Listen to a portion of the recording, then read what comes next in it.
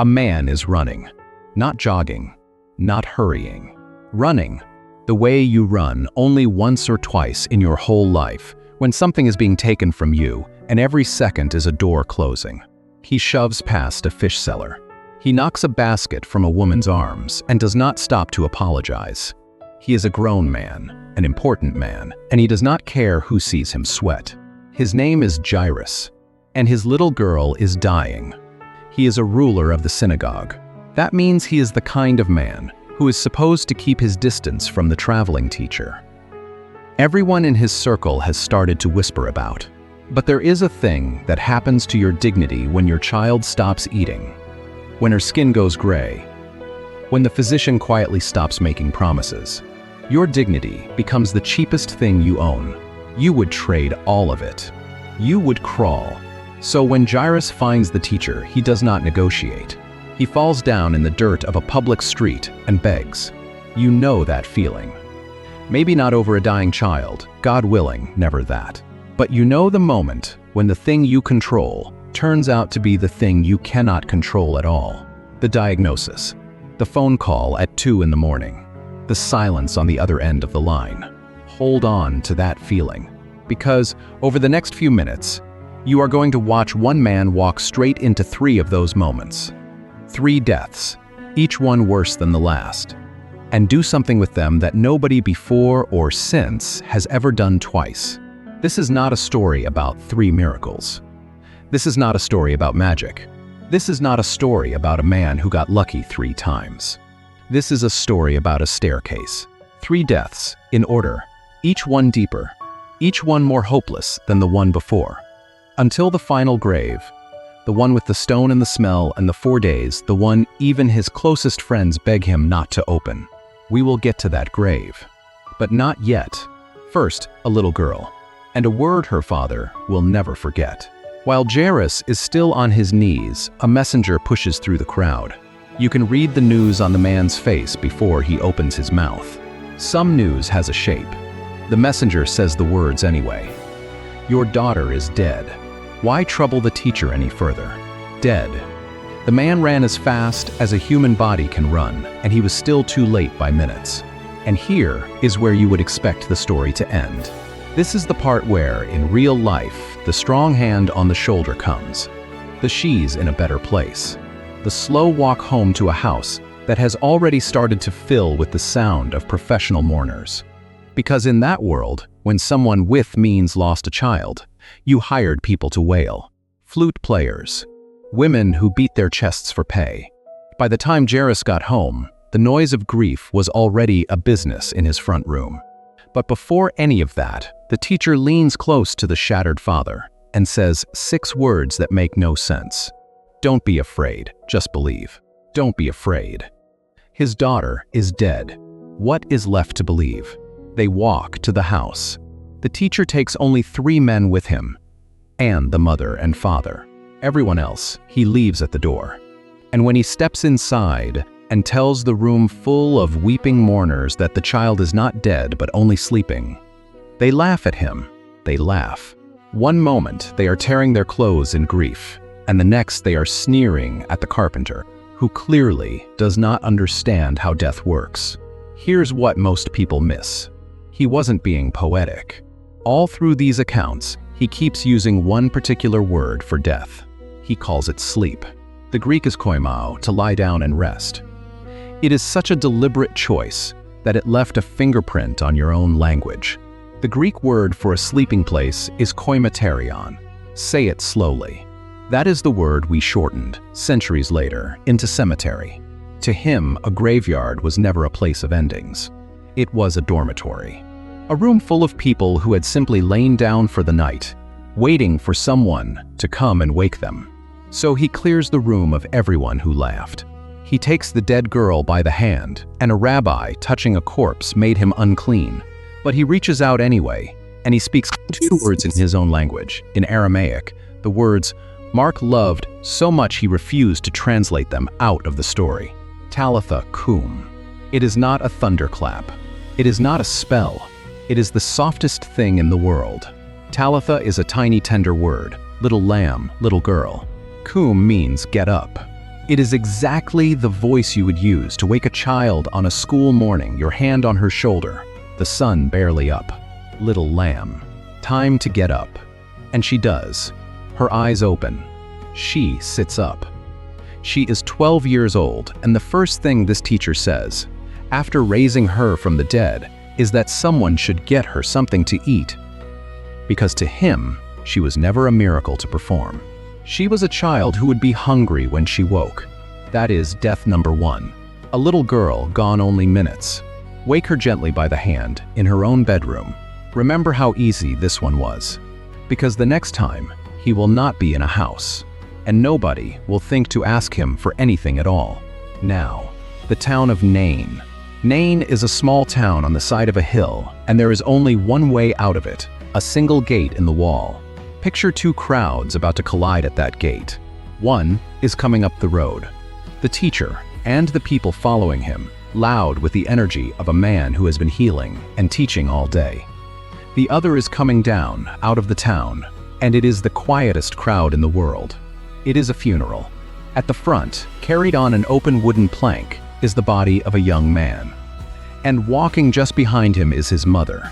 Watch her, because she is the whole story. She is a widow. That word in her world was not just a label for sadness, it was a sentence. A woman with no husband and no son, had no income, no protection, no voice, no one. Her husband was already gone. She had already walked behind one plank to one grave. And now the only person standing between her and starvation, her only son, is being carried out of the town. She will now grow old and alone. You can see her whole future closing in front of her, one step at a time, in time with the men carrying her boy. Nobody asks the teacher to do anything. This is the part you have to slow down for. With Jairus, there was a desperate father on his knees, begging. Here, there is no request. There is no faith on display. There is just a woman who has run out of everything, walking toward a hole in the ground, and a stranger watching her come. And the text says he saw her, not the body, her, and his insides turned over. The word means a gut-level wrench, the kind of compassion you feel in your stomach before your brain catches up. He didn't wait to be asked.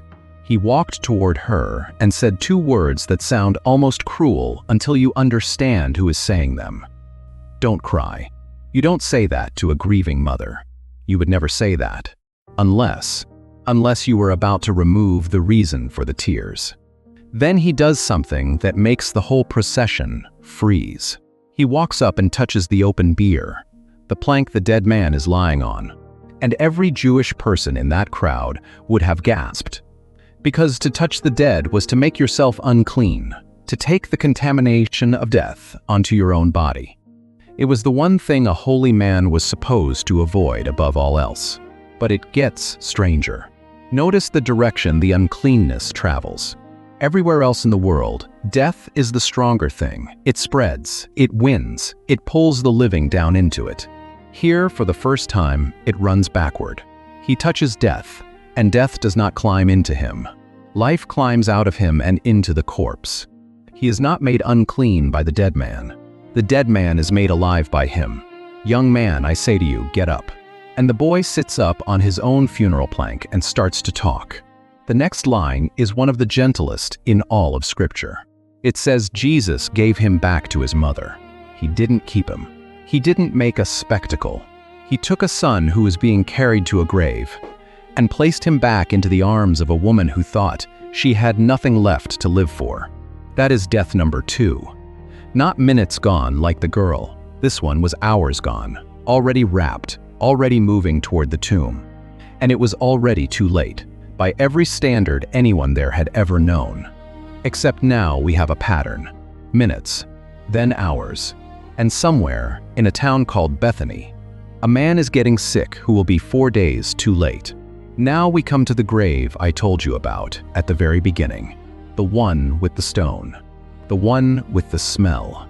The one even his friends will beg him not to open. There is a man named Lazarus in a village called Bethany, and Jesus loves him. Lazarus has 2 sisters, Martha, the one who runs at problems head on, and Mary, the one who feels everything to the bone. And when Lazarus falls sick, the sisters send word to Jesus, certain he will drop everything. The message is simple: the one you love is sick. And here is the strangest thing in any of these three stories. Jesus gets the message, and he stays where he is. 2 more days. On purpose. The man he loves is dying, and he waits. Why? Stay with me, because this is the hinge of everything. In that culture, there was a belief that the soul of a dead person lingered near the body for 3 days, hovering, hoping somehow to return. On the 4th day, when the body began to break down, everyone agreed the soul was gone for good. After 4 days, there was no story left to tell. No hope, no debate, no maybe. 4 days meant over. Jesus waits until Lazarus has been in the tomb 4 days. He doesn't arrive late by accident. He arrives late on purpose, because he is not coming to heal a sick man. He is coming to do something to the one enemy nobody beats.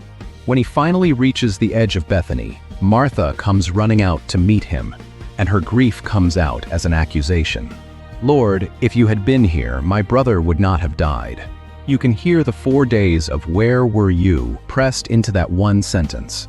And before he goes to the tomb, one more detail you should not miss. When Jesus first decided to come here, to Bethany, right next to a city that wanted him dead, it was one of the disciples, Thomas, the one history only remembers for doubting, who said, "Let us also go, that we may die with him." Even the doubter was ready to walk into a grave for this. Then Mary comes. And Mary doesn't argue. She just falls at his feet and weeps. And something breaks open in Jesus. The text gives us the shortest verse in the entire Bible to describe it. 2 words. Jesus wept. Sit with that. The one person in that crowd who knows for an absolute certainty that this funeral is about to be canceled, the one person who knows the dead man will be eating dinner tonight, is the one person crying. He is not crying because he has lost hope. He is crying because he is standing inside the wreckage that death makes of the people he loves, and he hates it. The original word is even stronger than tears. When Jesus comes to the tomb, the Greek says he was embryomai, and that word does not mean sad. It is the sound a war horse makes before a charge. A snort. A growl. It is fury. Jesus walks up to that grave, not just grieving, but angry. Angry at death itself, the way you would be angry at a thing that had hurt your child. They come to the tomb. It is a cave with a stone rolled across the mouth. And Jesus says, "Take away the stone." And practical Martha, bless her, says the thing everyone is thinking. "Lord, by now there is a smell. He's been in there 4 days." There it is. The stone. The smell. The 4 days. Everything I promised you at the start. All of it true. All of it pressing in to say the same thing. This is finished. This is over. This one is too far gone. And that is exactly the door he chose to knock on. Think about the line we all know. Modern medicine can restart a heart that stopped 4 minutes ago. On a very good day, 6. We have machines and drugs and trained hands, and still there is a wall. A line past which everyone in the room goes quiet, and the doctor steps back and says the time out loud. If you have ever sat in a hospital corridor, you know that line, the place where hope runs out. 4 days is so far past that line it isn't even on the same map. And 4 days is precisely where he chose to begin. They roll the stone back. Jesus does not whisper now. There is no gentle little lamb here. He shouts. And listen to what he shouts. He calls the dead man by name. Lazarus, come out. The old teachers used to say that if he had not said the name, if he had only said, "Come out," every grave on earth would have emptied at once. He had to aim it. And out of the dark of a 4-day tomb, wrapped head to foot in grave cloths, a dead man walks into the sun. Minutes, hours, 4 days. The staircase is complete. So what do you do with 3 empty graves? Start here. This was never 3 random acts of kindness. It was a staircase built 1 step at a time on purpose. A girl gone minutes. A boy gone hours. A friend gone 4 days. Each one further than the last.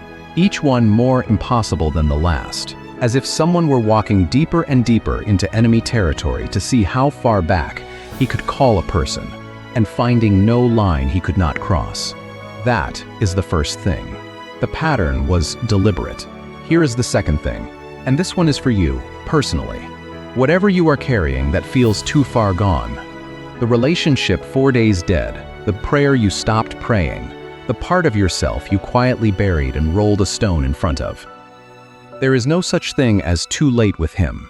Not minutes, not hours, not 4 days in a sealed tomb with the smell already rising. If too late had a limit, Lazarus is where he set it, and then walked straight past it. And here is the last thing. The thing that should sit on your chest tonight. Every one of these 3 graves was a rehearsal. He woke a girl by the hand. He stopped a funeral with a word. He called a rotting man out of a cave. And then, not long after, he let them do it to him. The stone, the tomb, the grave cloths, all of it, so that the next time a stone rolled away from a tomb, no one would have to call his name. He would walk out on his own. This is not a story about 3 people who came back. This is not a story about a teacher with unusual power. This is not a story about death at all. It is a story about the only man who ever treated a graveyard like a bedroom, and meant it. So tell me in the comments, which grave got to you? The girl, the widow's son, or the friend he wept for? I read everyone. And the next time you pass a cemetery, remember what he called it. A place where people are sleeping, waiting for the one who knows their name to come and say, "Get up."